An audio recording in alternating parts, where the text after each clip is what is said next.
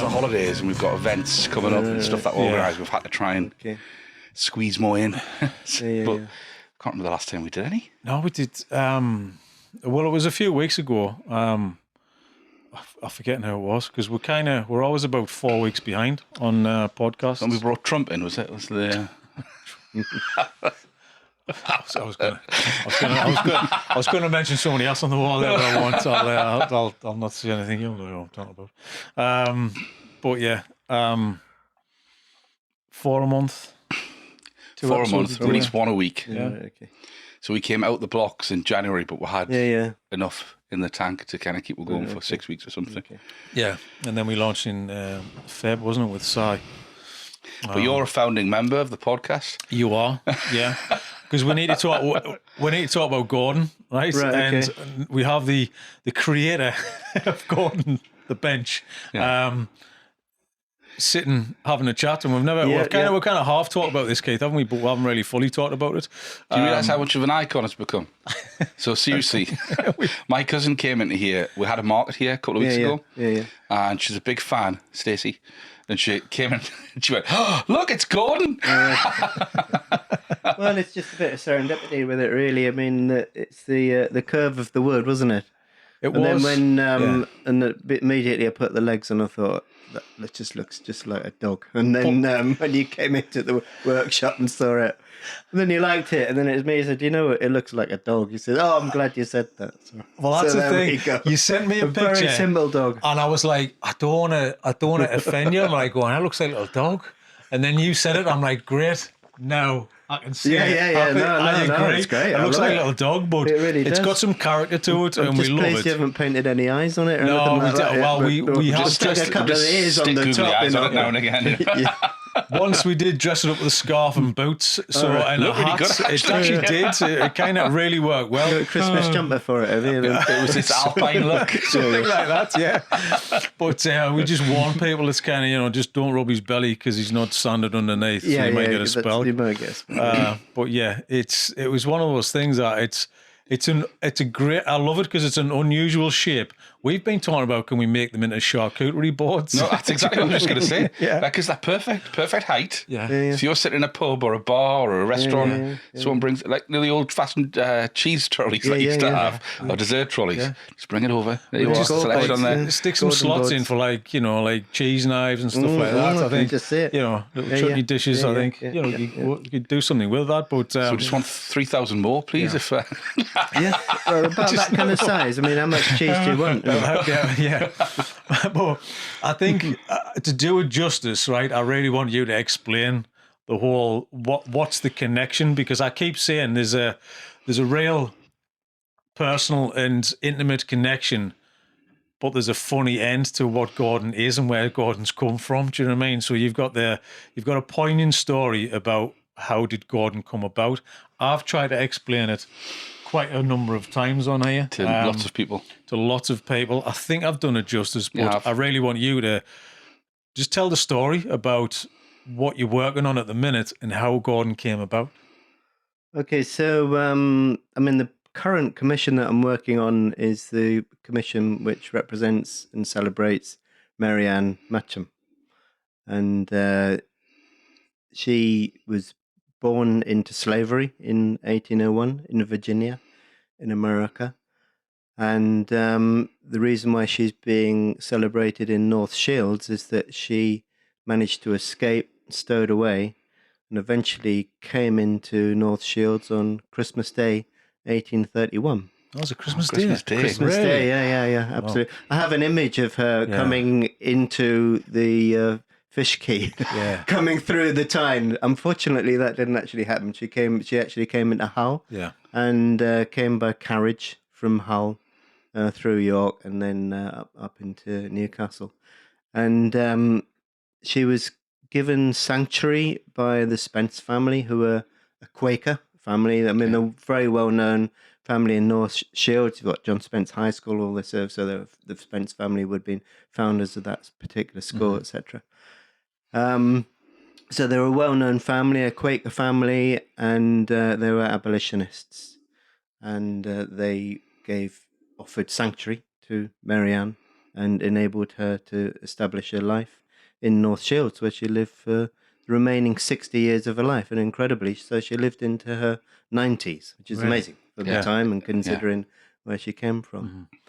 But the particular seat we're looking at here, the table come seat, Gordon actually came from an offcut from that piece of sculpture. So I've been cutting there's some elm from which the ship, the part of the sculpture constitutes a ship, because Marianne is represented as the figurehead on the front of the ship, and Gordon is actually an offcut from that ship, hence the particular curve and shape that you see there. Yeah. So it's kind of around the front of the board. Isn't it? Didn't quite fit. It wasn't quite the right shape. I had to recut, but so that's a cut from that particular piece of sculpture. The Northeast's got thousands of stories like that, hasn't it? How did you stumble upon that story?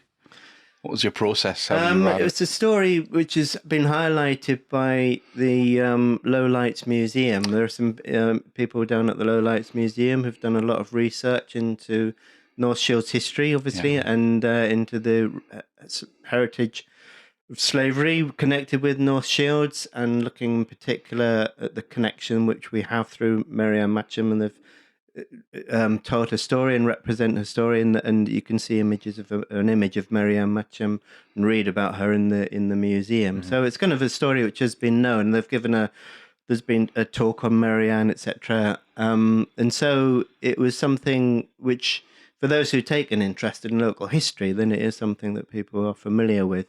Funnily enough, it's not a massively widely known story, because there's an awful lot of people going to say, "Oh, I'm building a sculpture which is going to represent Marianne Matcham." So a lot of people say, "Oh, well, who's she?" And then they're amazed by the story, and then well, absolutely understand why she's somebody to be celebrated. 100%.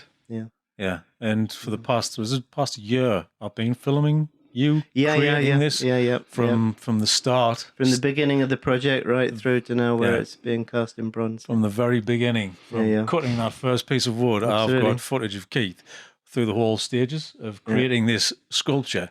But it doesn't end just with a sculpture. I was amazed as well, Keith, at the detail that you've put into this sculpture. The hand tool, the carving of just the detail in the dress and the hair, because you made Marianne's got braids in her hair, and I want you to explain that as well, because I love that.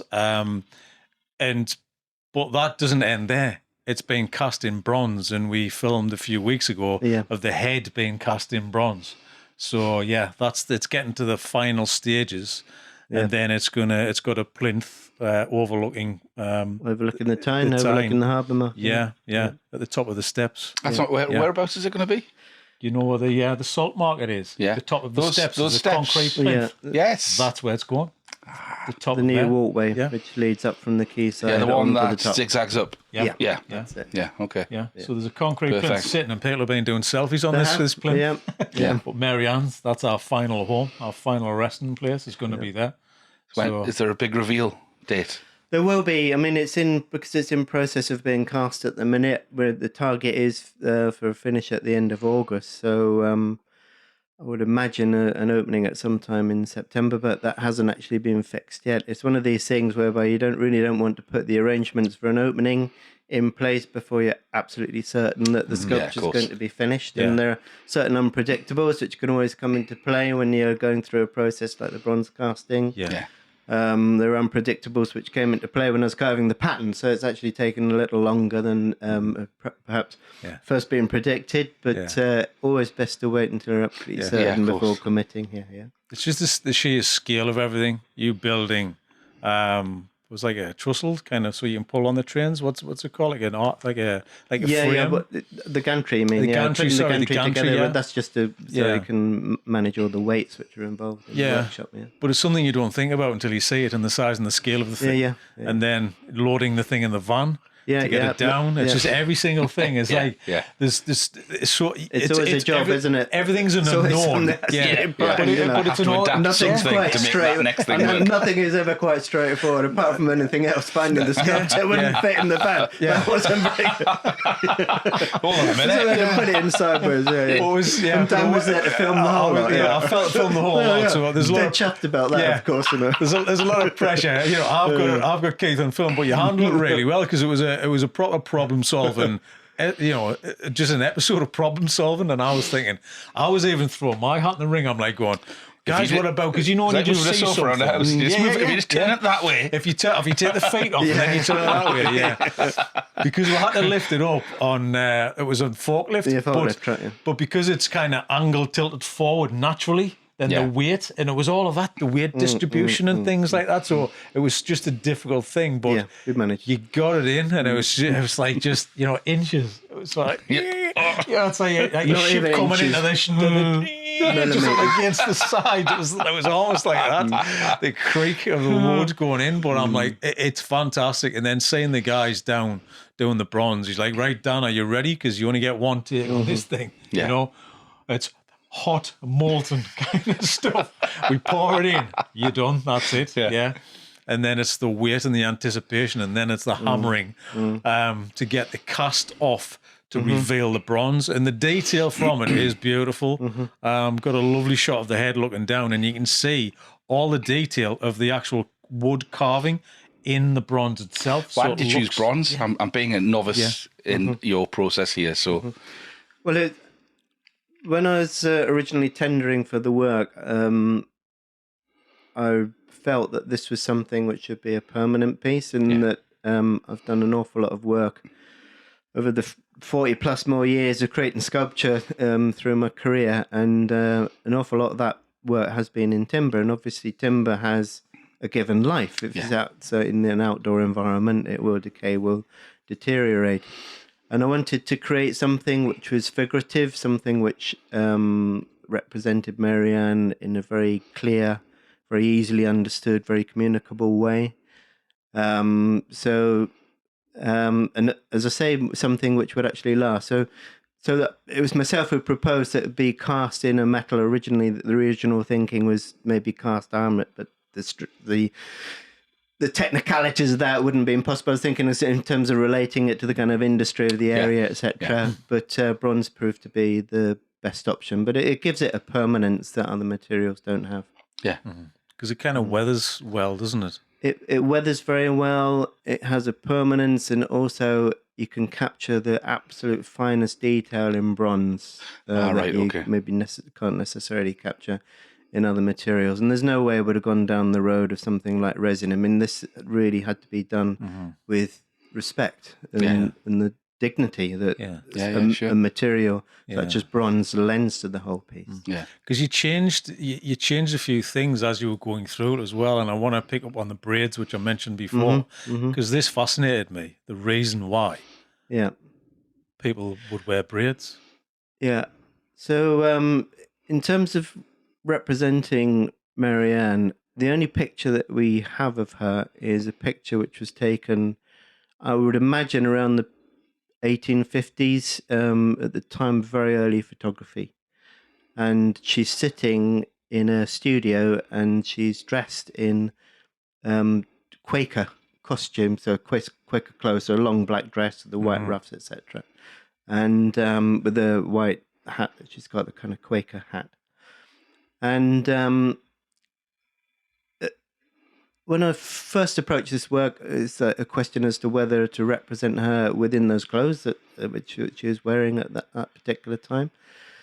But then I considered that would actually be, if you like, a misrepresentation of her heroic journey and her achievements. And I decided to go down the road of actually representing her as she may have been when she arrived in North Shields as a young woman, because that particular photograph would have been taken about 30 years into her time in North Shields, or 20 years into her time in North Shields. So as an older person, an older woman, middle-aged woman.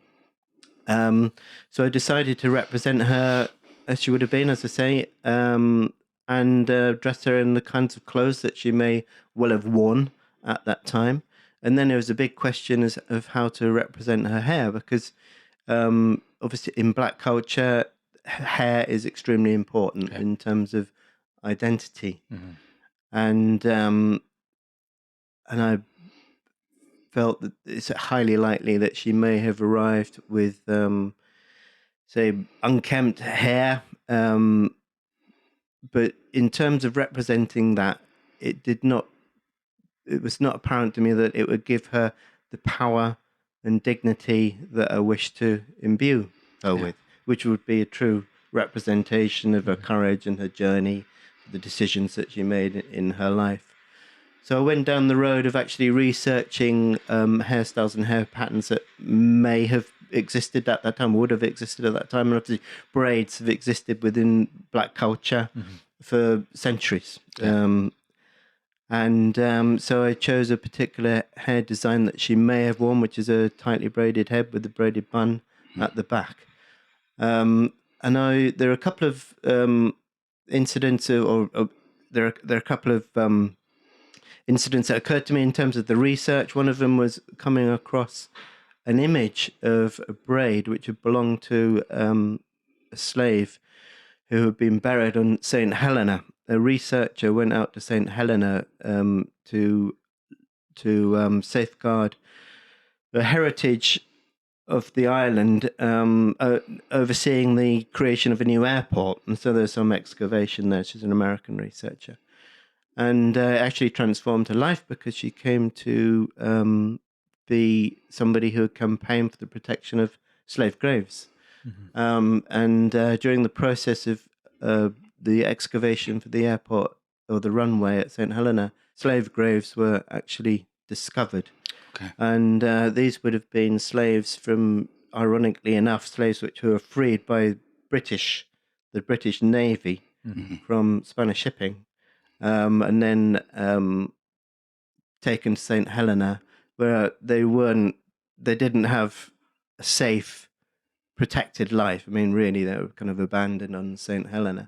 And many slaves died there, and they were buried in mass graves in St. Helena. And one of the graves which was dug up, there was the presence of the hair which had been preserved, which was in the braid. And I found that quite a powerful thing to see. The image of that was very powerful. And so I went down the road of deciding to represent Mary with braided hair. And there is a tradition within slave culture of the braids were... There's an oral tradition that braids were actually used as a language whereby slaves could actually communicate with one another without the knowledge of their overseers. And so hairstyles, evident this came out of Brazil, that hairstyles were developed so that the slave could signal if they're ready to escape, even to the point where hairstyles could be created to indicate mapping systems on the escapee's head, so that it had an indication of how to escape and where to go. Also, one of the practices was also to hide seeds within the braids. So, for instance, if you could lay rows of pumpkin seeds within the braids of the hair, hidden, that would, once the slave actually, that person got to a place where they could settle in some kind of freedom, they would have an opportunity of being able to create a garden, therefore food for themselves, etc., and give them the start into a new life. New piece of information to me. I've never ever heard that. It just blew me away when I heard it. I couldn't believe it, but it made all the sense as well. Do you know what I mean? Yeah, but you've just given me a completely different perspective of Black history, though. Yeah, completely. Yeah, you would never have thought that. No, at all. And you said that was from Brazil as well. That was born out of Brazil. The tradition of putting the maps into hair, that oral tradition, I know it is present within Brazil. And if it was going on in Brazil, there's no reason at all why it wouldn't. I mean, it's a kind of thing which could very well have happened in the southern states, especially when you've got people moving everywhere all the time. Yeah. But they're very so the braiding the hair is extremely important, and so absolutely relevant in terms of using it to represent Marianne and her journey. I just want to know more about Mary Ann. Now you think of a black woman in North Shields at that time in history, what type of life she had or what impact she had on that community. And yeah, I mean, unfortunately, there's very little documentation of her life in North Shields. She did actually marry, we know that. Yeah. She didn't actually have any children. So there is a first-hand account which was written down by Anne Spence, who was a member of the Spence family. And it's her words verbatim. So, and when you actually read it, I mean, I'm not sure if it's just me or if you like transposing this into the sound, but I could hear her accent, hear her voice, a Southern States drawl within the language which is being used. There's some turns of phrase which feel like a Southern States kind of way of speaking. Which must have been pretty amazing, very unusual for North Shields to have somebody like that living there. But we do have her first-hand account of her childhood and a time in slavery and her escape. And when I read that, it really brought her home to me as a human being, as a person. Some incredible details, if you like, which stand out. For instance, when she was hiding out in the woods, which were quite near the estate that she'd escaped from, she was terrified that the overseers would track her down, and they used dogs. And the dogs did actually find her.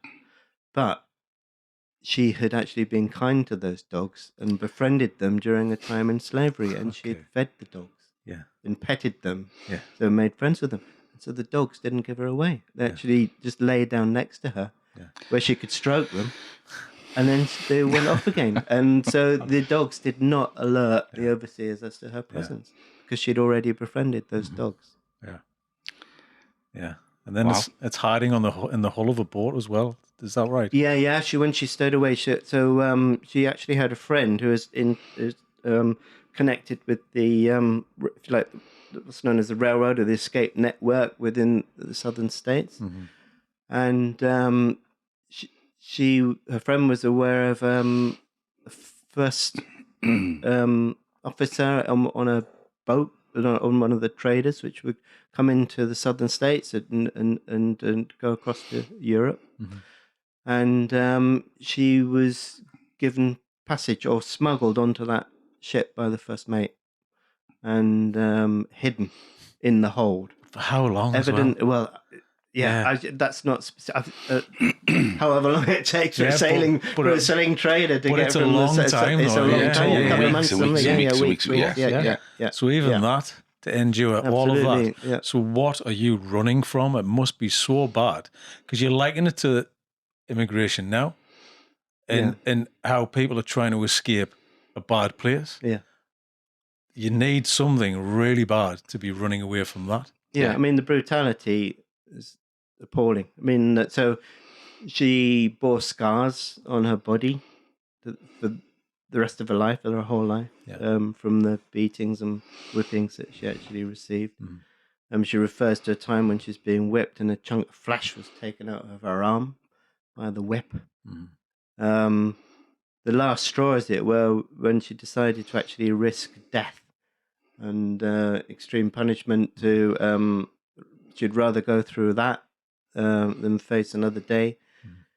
There's a practice by the mistress of the estate whereby a deliberate cruelty was to find fault on the Saturday in order to punish the slave on the Sunday, and the Sunday was the only day they would have to themselves, and that was an observance of religious practice. So thou shalt not work, etc. So within that culture, so the slaves were given the opportunity to rest on the Sunday, but it was a deliberate cruelty to find fault on the Saturday and imprison the slave through the Sunday, so that person had no freedom and no leisure to enjoy on that day of rest, and release on the Monday and back to work. Yeah. And Mary Ann told her friend that if this happens to me once more, then be prepared because I will wish to escape. And it did. And she chose to escape. She managed to squeeze through a window and run to the woods. I could just talk about it for hours. I know. Because there's modern interpretations, and you brought that up about immigration. We don't really talk about politics on here, do we? But We don't, it brings into really powerful focus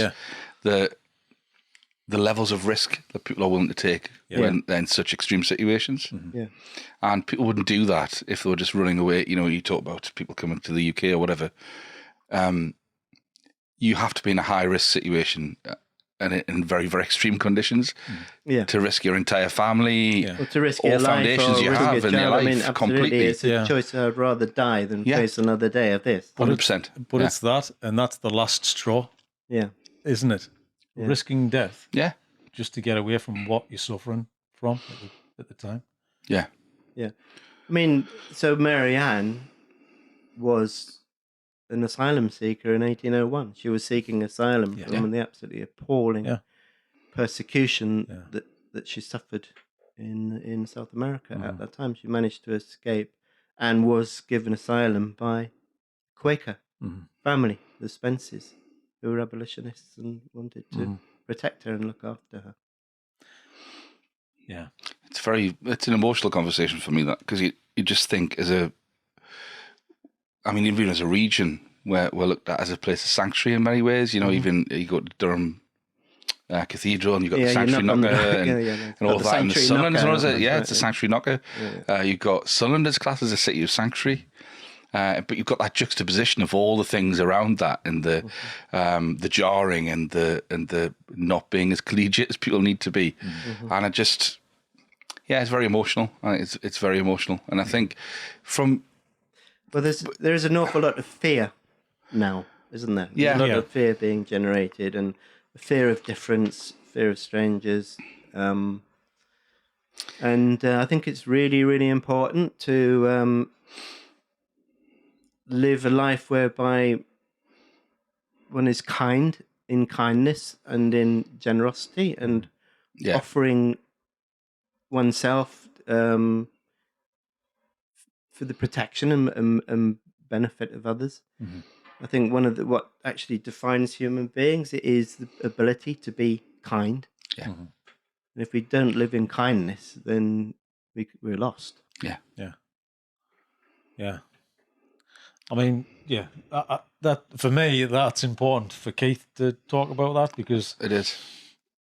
Nobody else can do that justice. It's understanding the whole history around that. Yeah. And having a sculpture to kind of to finish that off. You almost want to press a button, right? And just be downloaded all of that information straight away. Do you know what I mean? There's so much involvement in that. But when you're working on a commission like this, Keith, do you feel, I guess it's like writing a story or being a method actor, right? Do you find it, once you deliver this piece of work and it's out in the public realm, do you find it hard to detach from the story? Do you feel consumed by it? Do you, you mentioned before that you can hear a voice when you're reading accounts. Do you feel so immersed in it that's quite hard to let go of, or do you just... I think what happens is once this sculpture is produced, it's no longer mine. It becomes the community's. It belongs to the people who observe it, who live around it, who come to see it. It's no longer my piece. But I feel when a sculpture is particularly successful, I think it's probably common of any artwork, is that when it develops its own life, has its own life, one can step back and look at a piece and think, not even be particularly conscious of one's own role in actually making it, even though you did make it. And you can step back and then suddenly this thing has its own life, its own existence. And once something appears, I think when Mary Ann, for example, is on that plinth, it will be as if she's been there for years and years, a long time. I think it will become something that's very established. And it develops its own story. Yeah, but you're right, because the public sculptor will have their own relationship with it. Absolutely. And they'll observe it in a different way. They'll have different, their approach to how they consume and understand that story will be very different from person to person. Yeah, because it's your role and purpose within that story, isn't it? And you're just handing off the baton to the people, aren't you? Yes. It's But I think for me, the level of detail, and you're talking about the history, do you do this on every single piece of work that you've done? Because I've worked with you before on, it was Homeland, wasn't it? Yeah. I mean, we could talk about, there's another one. Another one is that, I mean, just to mention that piece of work that you made from the boat, you know, which I filmed about you. Creating that, just a small piece, wasn't it? But it was a few pieces of the same thing. Could you just explain that as well? Because there's another lovely story within that. Yeah, well, I was approached by a fisherman to make a commemorative piece for his son, who'd actually died at sea when the boat Homeland was hit by a ferry. So, a pretty special thing to be asked to do. So I carved an image of Homeland in pieces of the boat itself, so of the fishing boat itself. Yeah. So some of the Homeland was actually salvaged, and the memorial was made in remnants of Homeland. Yeah, where was this? To the family. Yeah, I mean, Keith just carved them and then give them to the family. So just a piece was a personal commission. Yeah, and I filmed that, the whole story around that as well. But carving something out of the wreckage of the boat. Yeah, for the family of the son who died. Yeah.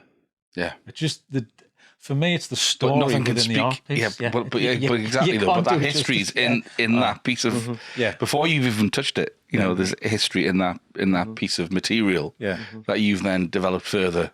Yeah. It's, you know, it was a very. I mean, it's very specific what the commission should be, and I absolutely respected that. And it's a very simple piece of work. It's a direct representation of the boat carved into the piece, but it was absolutely right for what was needed.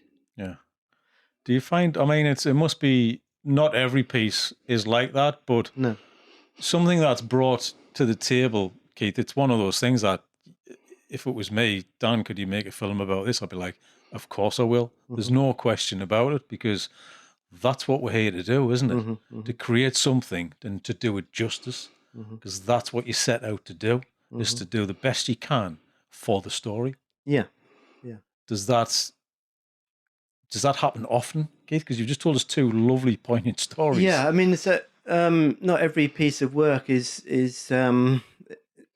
so directly related to a specific story or a commemoration of somebody. So, I mean, I've done an awful lot of work. So, land art work, for instance, where you're actually creating spaces for people to enjoy, or focal points within landscapes for people to enjoy. And that's a very, very different way of working. I think when I feel most at home, when I'm enjoying myself at most, is when I'm left with in terms of this kind of commission, is when I'm left with a relatively free hand, and I'm able to move forward and follow intuition and instinct and make changes as I see fit. And I feel the best work is produced in those kinds of circumstances. We'd agree with that, wouldn't we? It's like filmmaking in the sense you start with one idea, and then that moves on as the reality of the whole thing evolves. Then it needs to change, and if you're rigid, then you're not going to get your best result. Yeah. Because it has to have a flow, and things you have to be open to the change along the way. Yeah. And I think that's what you've done with all of the work that you've done. Especially the more emotive story pieces that have a meaning to them, you know. When did you start, Keith? How did you start? What created the wood carving kind of thing? Was it the art college and you stumbled into it? I don't really know. I don't think I've asked you before. I had a fairly conventional start, in the sense that leaving school, the drawing, painting, making things was kind of what I was best at, what I enjoyed most. So I went to art college down in Falmouth in Cornwall. I actually visited Newcastle, liked it, decided to set up in Newcastle. You've got to choose somewhere. Newcastle seemed like a really good bet. And it's got the fabulous coast, of course. You've got the Northumberland Hills. You've got County Durham. Quite a lot of similarities between Cornwall and when you look at the Northumberland coast. The landscape is amazing. Also, I'm very, very engaged with open environments. I just absolutely love being in the hills. Absolutely love being on the coast. Love hill walking, all that kind of thing. So, and also, I wanted somewhere which had a sort of culturally rich option as well. And Newcastle is amazing in terms of. It's just growing and growing. It was a good city with them back in the 80s, but there's a lot of dereliction, obviously, and then there's been huge development since those days, for good and bad. But it's very culturally rich. This place, it's amazing. Yeah. I'm settled here from the early 80s. Because your workshop's like a stone's throw from the fish quay as well. Absolutely, yeah. You could walk down the corner and you can see the boats coming in, can't you? Yeah, absolutely. Right by the River Tyne. the Tyne, it's all about the Tyne, isn't it? Yeah. That connection with the river, that connection with the water, the stories that river has to tell. It's like going through centuries and centuries of history. Absolutely amazing. But it is the geography of the place defined by that river is very powerful. But as a creator, though, there's still so many things that haven't even been told, stories that haven't been unearthed, and we talk about that quite a lot, don't we? We in the Northeast, there's a lot of obvious things you can talk about.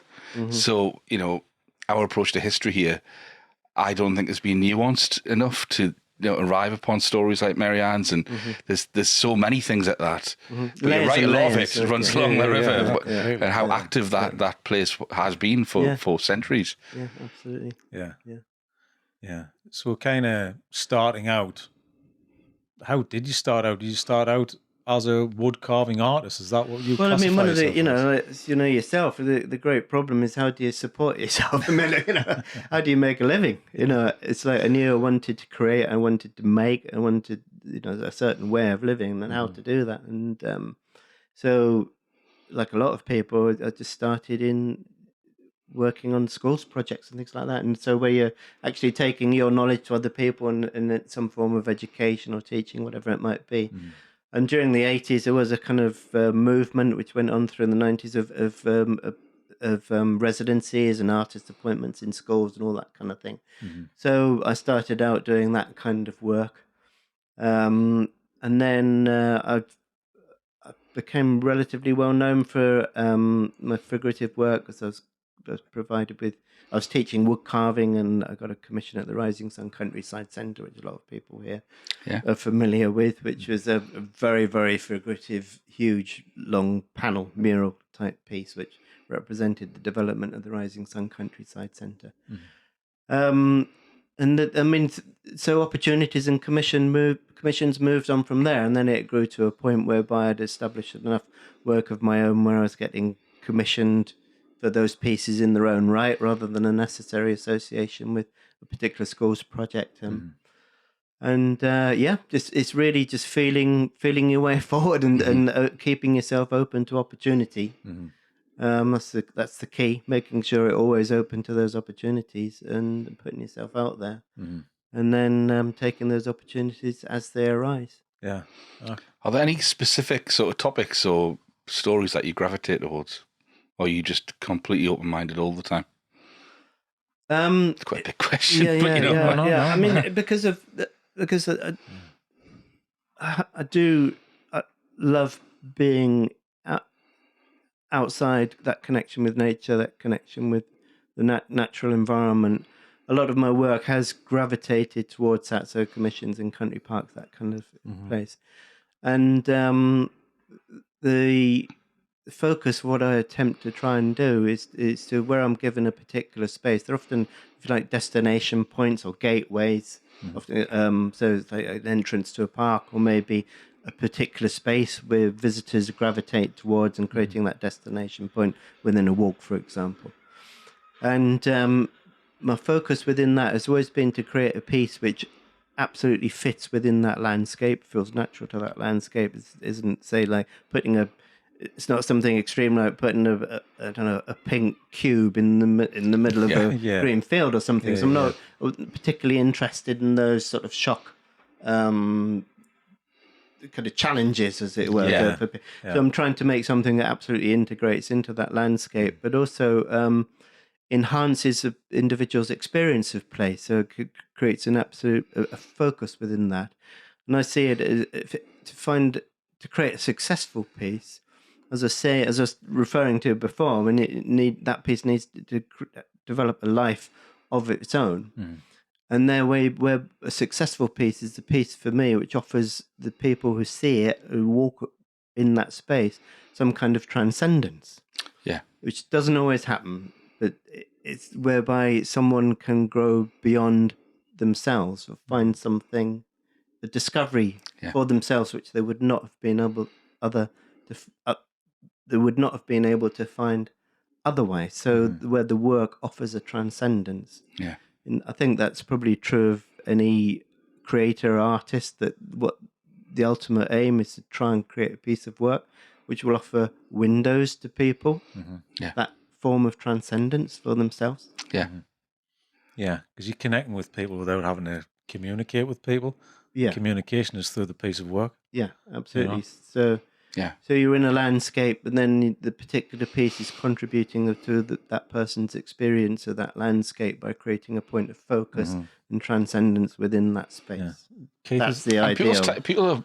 People's relationship with art and sculpture, it evolves though, because if you look at, there's been controversial things in the Northeast over the last 20 or 30 years. The Angel of the North was really divisive when it first went up. Yeah, it was a campaign against it. There was a huge campaign. Yeah. But actually, people have changed their relationship with that sculpture. Yeah, absolutely. Well, it's on the side of plumbers' vehicles also now. It's become a huge image. Yeah.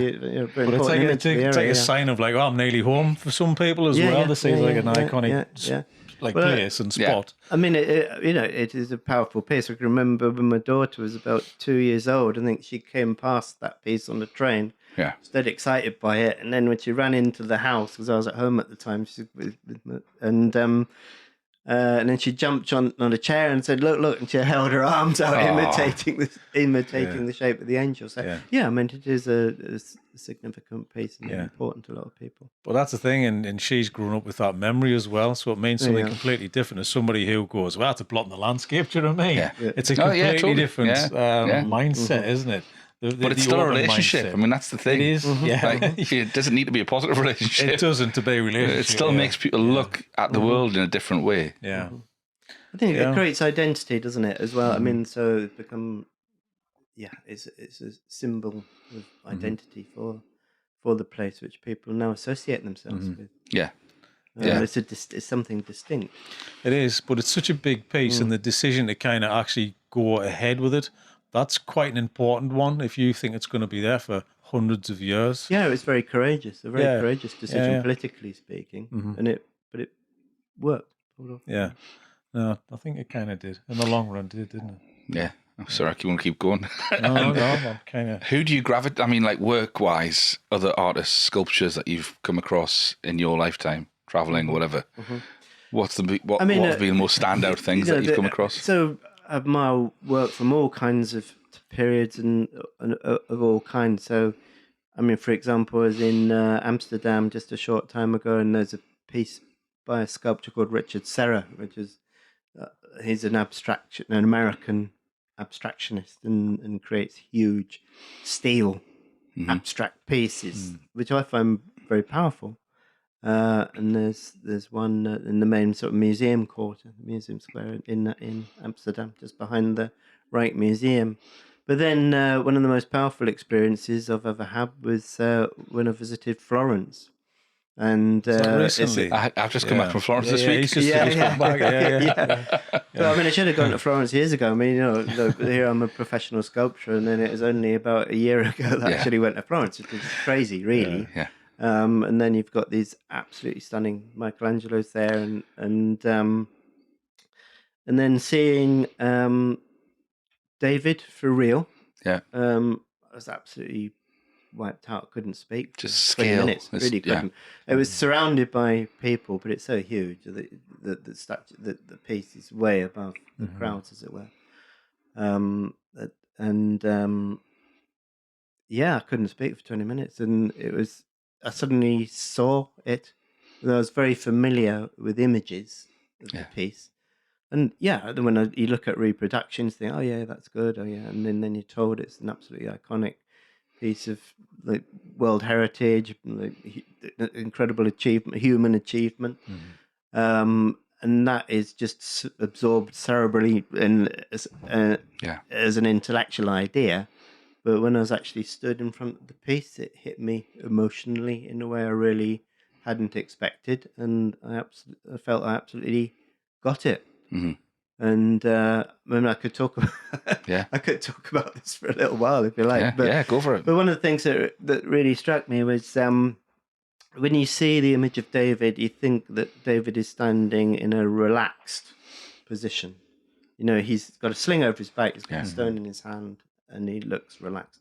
But actually, when I saw the piece, I suddenly realised what Michelangelo was representing, and it was that moment when David is looking at Goliath, he's looking him right in the eye, and through his body as a spring, and it is that instant before that sling shot is whipped around his shoulder and flies at Goliath's head. Yeah, it's that absolute moment is caught in that sculpture. The body starts to tense. You see his face, you see his eyes. His eyes are fixed. His body is actually coiled like a spring, though it looks relaxed. It's an incredible achievement. Yeah.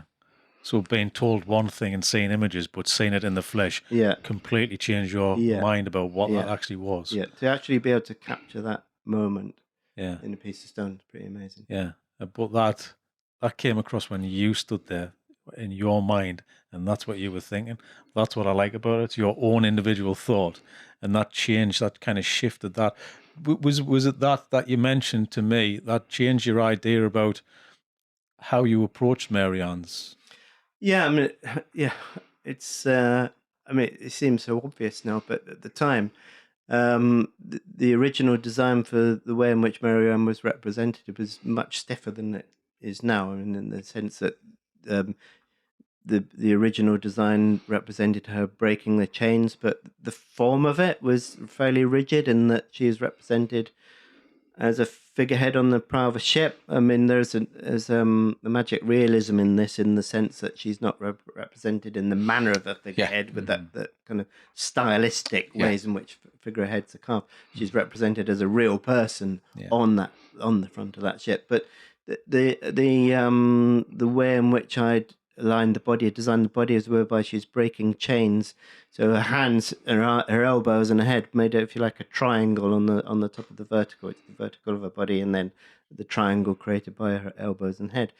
And it was visiting Florence, and which really reminded myself that actually I'm a sculptor.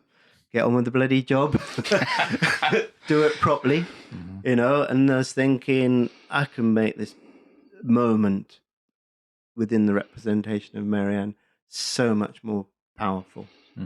And it was a result of having been in Florence and giving me a boot up the backside, reminding me of who I was, why I did what I did. And then I came away and changed the design. So now the whole figure of Mary Ann is much more dynamic. You can see there's an explosion in the way her arms are. Her one arm is flung out, the chain is broken, her head slightly turned. It's the explosive moment of freedom, which is being represented within that statue now. Yeah. Being influenced by seeing one thing. But that's what I mean. It's an important lesson, though, like a life lesson, but also as a creator of something, that you can't be rigid. You've still got to look outwards as much as you're looking inwards, because you're never a finished piece. You're still seeing the world through your own eyes, and it's important to stay open-minded and keep on absorbing. Well, it is. It's having the subject matter, but you need to fill in the middle, don't you? The middle hasn't been written yet. Yeah. So you know what you need to do, but you just don't know how you're going to do it. Yeah, so you need to feel your way forward. Yeah. And be prepared to chop and change and cut out what doesn't work. Yeah.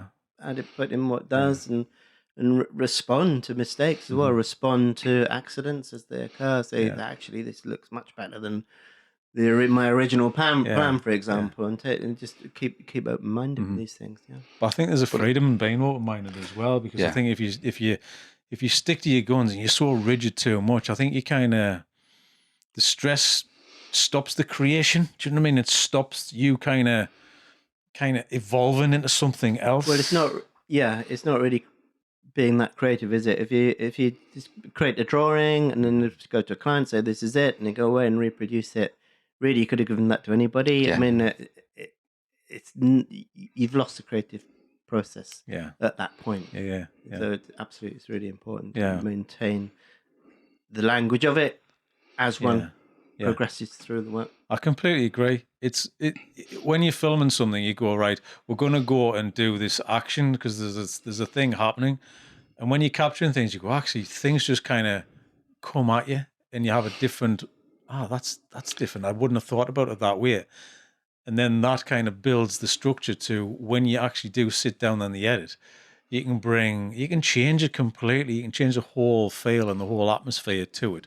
And even by adding music, not adding music, adding voice, not adding it, by just sitting on a frame for 10 seconds, or do you sit on it for 1 second? It all can change within a moment. And that's a decision. It's a hard decision, but when you're in it, you almost just get a feeling and that takes over you. So it's the feeling that carries the process forward. Do you know what I mean? Absolutely. So you are kind of letting go a little. But it's a blessing and a curse, isn't it? Because I know what you're like as well. But it's a curse because you drive yourself nuts. Well, I have been in situations whereby, say, I've spent all day working in a particular way and creating a piece. I mean, it makes me laugh, actually. I've got a good friend who and he was working for me on contract on a particular piece at one time. And we're still really good friends, so that's really good. But it would just drive him bonkers because we're working for a day, and then at the end of the day, I'll look at it and I'd say, "That doesn't work, does it?" Yeah. And he'd look at me. He says, "What do you mean? It looks perfectly good to me. It looks fine." I said, "No, I'm gonna have to pull that apart. We're gonna have to rebuild that." Yeah. And then in his mind, it made no difference to the one end or the other. But I knew it just in terms of alignment. I don't know, it might be an alignment of stones or the rhythm which went through a particular pattern of stones or whatever it might be. But I guess he can be a bit obsessive about these things, which I am. But if it doesn't work for you, it doesn't work, and you have to go by your intuition and your instincts on this. You know, and if you just leave it, well, why are you doing it in the first place? Yeah, so you change. But that can go beyond the delivery of the work, though, can't it? Because it's like you'd make a film and you'd be happy with it when you've done it, and then 2 weeks later you'd look at it and go, actually, I could have changed that. I could do because your relationship doesn't end with that piece of work. It doesn't. You're always going to be looking at it, and it doesn't. Plus, you'll change because you've thought about something else within that time frame, so you'll redo it completely different if you did it again. But you just have to let it go. I always think. I know it's one of those things. I always think if you're 80% happy, I think that's a good aim because I don't think. What I've always said. I mean, I've said this a few times. Perfection isn't real, but the pursuit is real. Because it's never going to be perfect. Because perfection doesn't exist, I don't think. But the pursuit of getting to that point, that's what you're striving towards. It is that point where if you can walk away from it and you recognise, you look at it and think, did I actually really make that? And it's that having its own life, being imbued with its own spirit, then you can let go of it. I've achieved something. But I have in my life, I mean, I won't say the specific piece, but I have worked in my life, worked for like 6 months or longer on a particular piece. There is a particular piece of work I did earlier on in my career. And it was huge, it's like nearly a year's work, like all in all, but getting on for that anyway, putting this together, and it was massive, and very detailed, massive thing in the landscape. And then my late wife, came to see it. She stood there. She looked at me, and she said, "It doesn't work, does it, Keith?"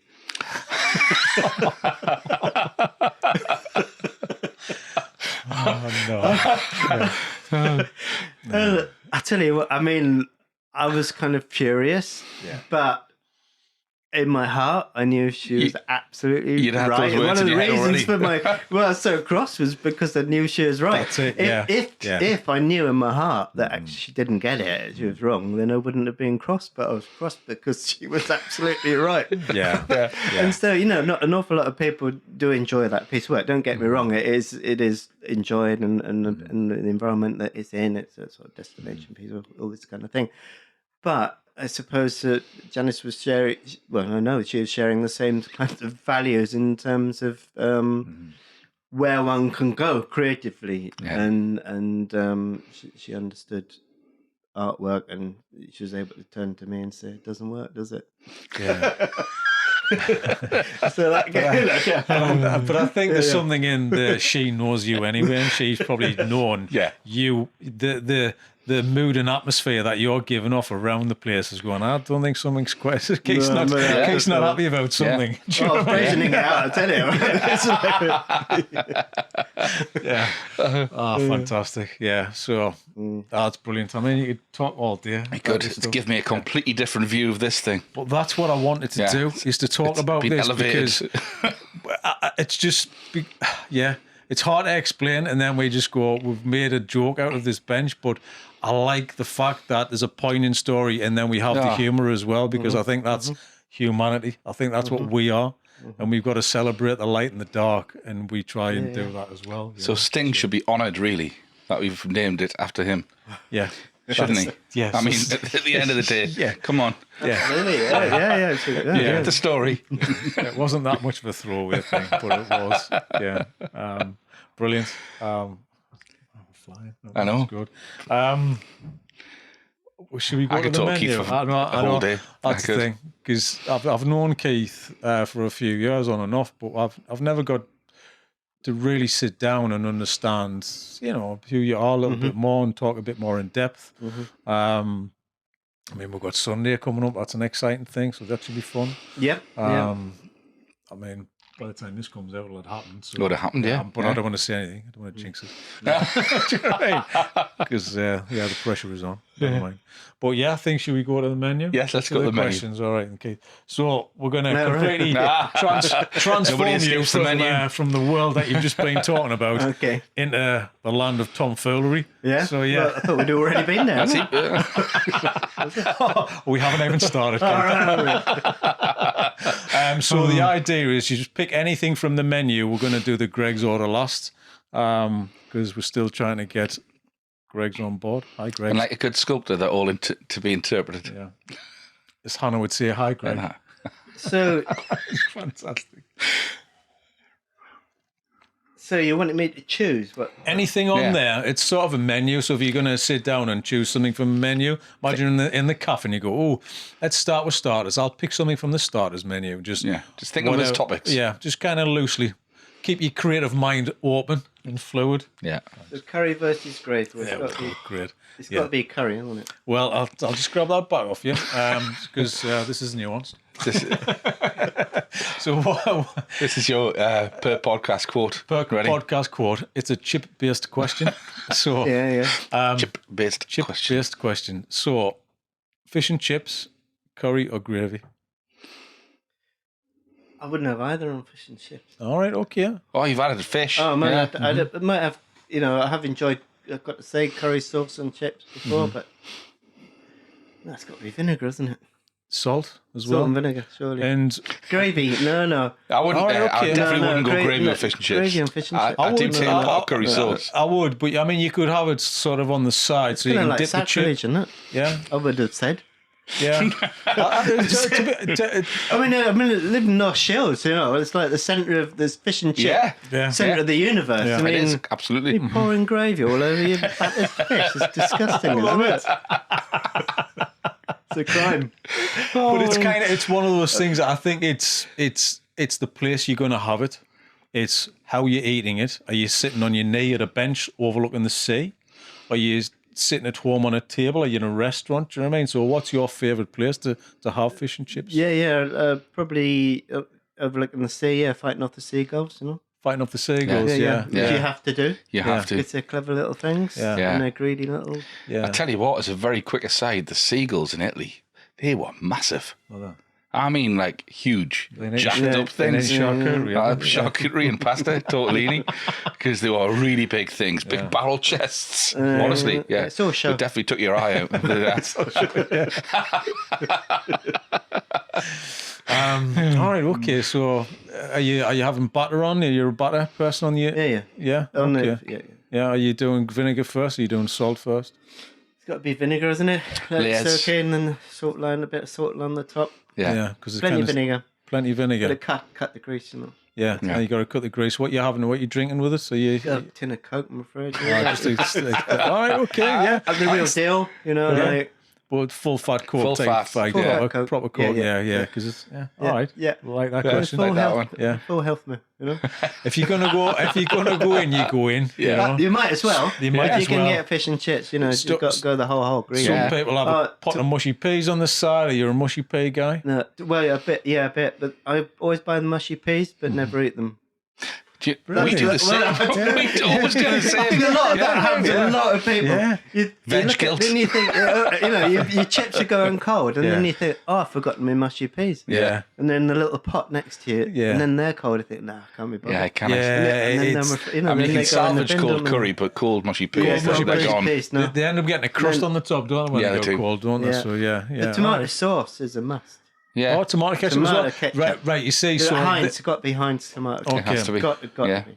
so because you were so kind of hard on the paint with how dare you put anything on, I thought you would have been opposed to the No, ketchup but as the well. ketchup doesn't go on, does it? You just like squeeze up your ketchup side. in Yeah. the bottom next, and then you dip the chips in, and you dip. Well, it's like an artist's palette, isn't it? Absolutely. It's got that. You've got to be That is. Tartar sauce. Yeah. Absolutely. Ketchup. Yeah.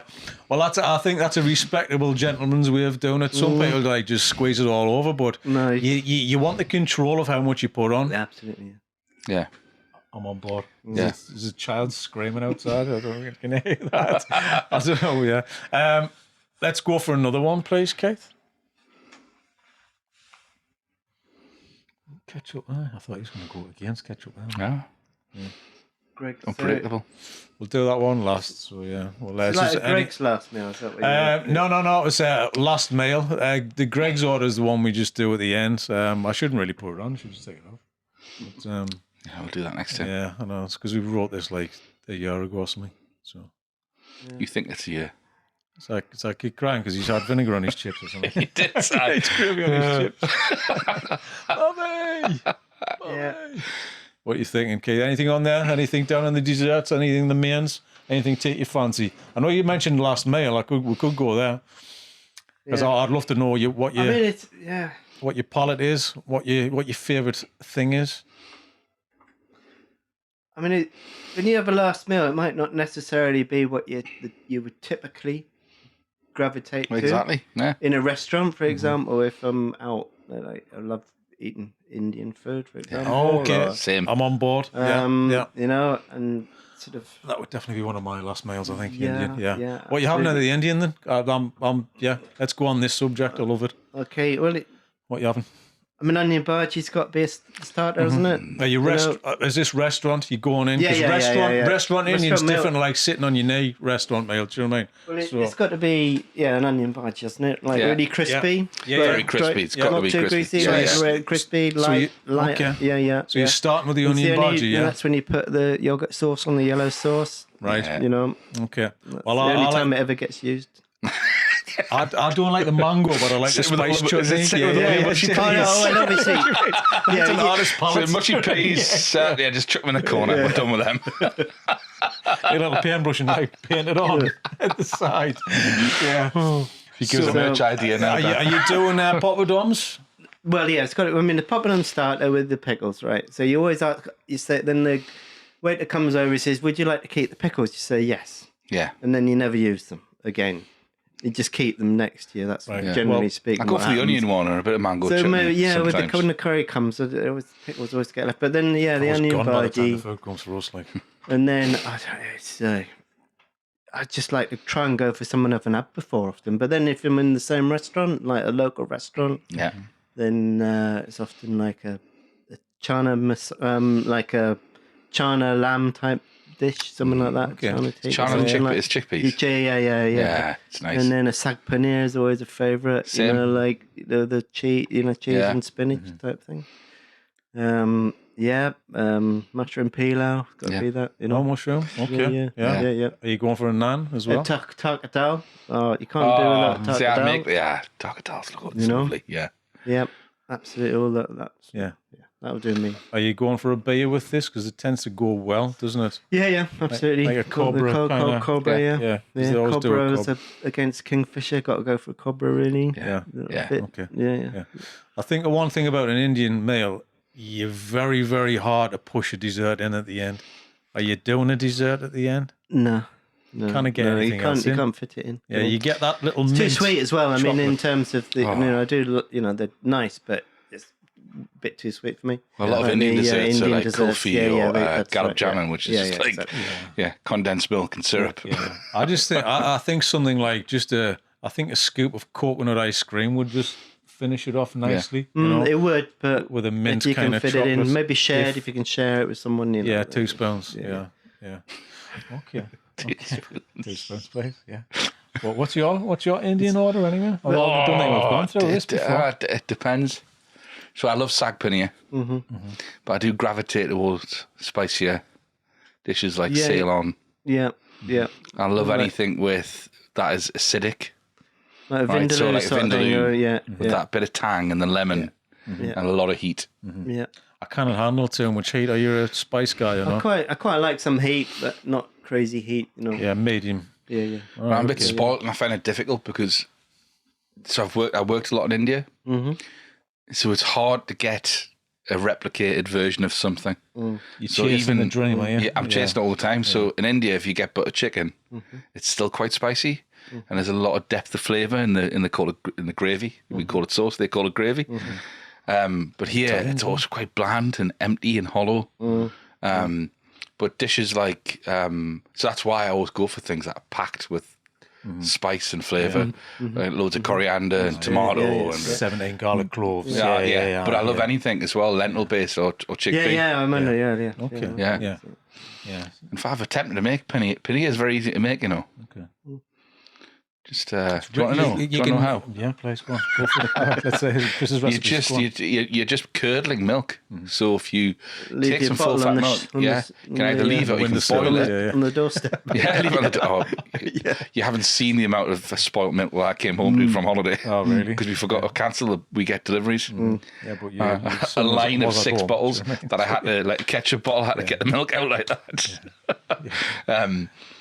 So yes. So you boil the milk, you squeeze lemon juice in it at the end. The lemon juice curdles it. Then you just pass it through a muslin cloth and keep the water coming out. Right. Yeah. And put it in the fridge and it sets. That's it. Well, That's simple. brilliant.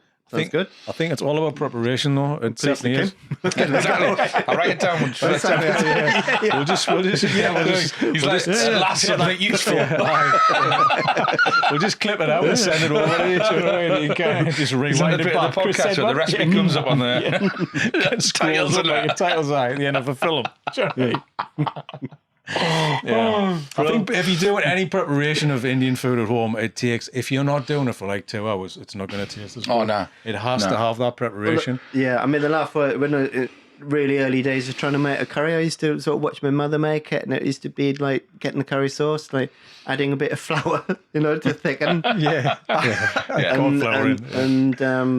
mean, I did enjoy those two and what my mum made, don't get me wrong, but it's trying to, I couldn't for the life of me work out how they made the kinds of curry sauces that I was starting to get used to eating in Indian restaurants, and then it was a massive discovery to find it's like just reduce an onion, and that was it. That was it. That was the discovery. Open doors. Oh, doors. It's like the light shone upon the pan, didn't it? It was it's a moment of revelation. But then you feel frustrated all the times you've made it differently. How the hell? It was all about the dry spices and the onions straight away. Absolutely, yeah. That's how it starts. That and you just put anything with it from that point, and you can invent from anywhere from that moment. I was photographing a chef. She started that. She was doing it from scratch. Yeah. And that I was witnessing. I was like, I was dropping the camera down. So that's how it starts. Yeah. And she was Yeah. like, because she was doing a traditional Indian food. She was using okra and kind of, she was doing a vegetable one. But And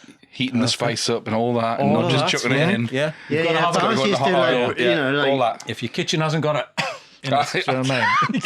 yeah, but I was used to the sort of 1950s English version of the That's all wet and kind of That's That's a awful. story. I'll tell you Reduced- about very quickly because reduced. you made me remember the story when I was in India. So I was lucky enough to travel around most of the regions, right? So you go to places like Kerala, and you've got like Western Indian influences and all kinds of stuff happening in Kerala. People eat with the hand off like a big leaf, right?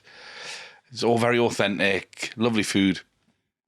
I remember I was on a really long trip. If I remember rightly, I was in Mumbai, and I'd been to visit like a poppadom, funnily enough, a poppadom factory, right, in the north, which was a 7-hour drive to get to. So we'd gone up this to a place near Gujarat. Oh, man. Committed to your Right, 7 hours with your poppadoms. we'll pick you up in the morning. What time? 4 o'clock. I was, that's not morning. You've been up. The chutney factory's 10 hours Chutney out, yeah. factory's that way, yeah, totally. Yeah. Honestly, it wasn't that far off. So we got up to this place, and 15 hours for the starter. we're only there for about 20 minutes, right? Walking around, look at the facilities. My job used to be sourcing, so I'd be looking for these products. And then it was a full day out, right? Crossing regions in India. And then we came back. And Indian hospitality is just incredible. Like, everybody wants to love you and take you into their homes and meet the children. And you'd been, I think I'd been on the road for about 10 days at this point. So we'd been at this factory and we're driving back, and I was thinking, I just want to get back to the hotel. Hotel had a nice restaurant on the roof, butter chicken, great naan breads, right? And the guy goes, oh no, we're going to take you for a meal when we get back. And I was like, but it's like 8 o'clock at night now. We're like 3 hours away from the hotel. So we went on this detour. Anyway, we hopped out the car, and the guy I was with hopped on a moped with his kids, right? Like a baby and a 3-year-old just sitting on the front, right, of the thing. He darts off, and we get taken to his house, got to meet everybody. Then we booked us into a restaurant, and I felt like I'd gone through like a cultural vortex, because it was an Indian restaurant, as in a British Indian restaurant.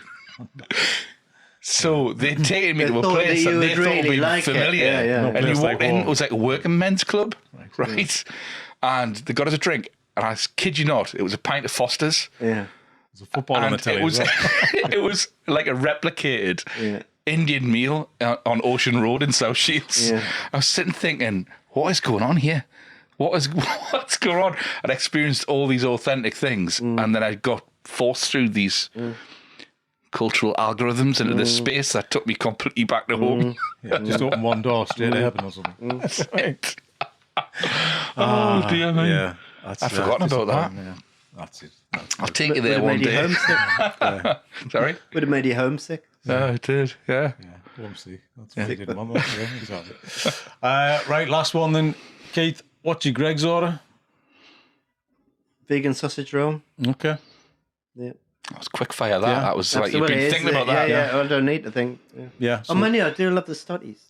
No, Okay. Yeah. I could wax lyrical about studies because they're a rare thing, like distinct in the Northeast. Here they are, yeah. And I've never found a study as good as the one that Greg's made. Oh, here I am, like walking headfirst for Greg's. Come But the There's another tick, right? Oh, come on, Greg. You know, but the studies, Craig. studies have a flavour and a texture that I've never come across in anything else. So the study is a go-to piece of bread, you know.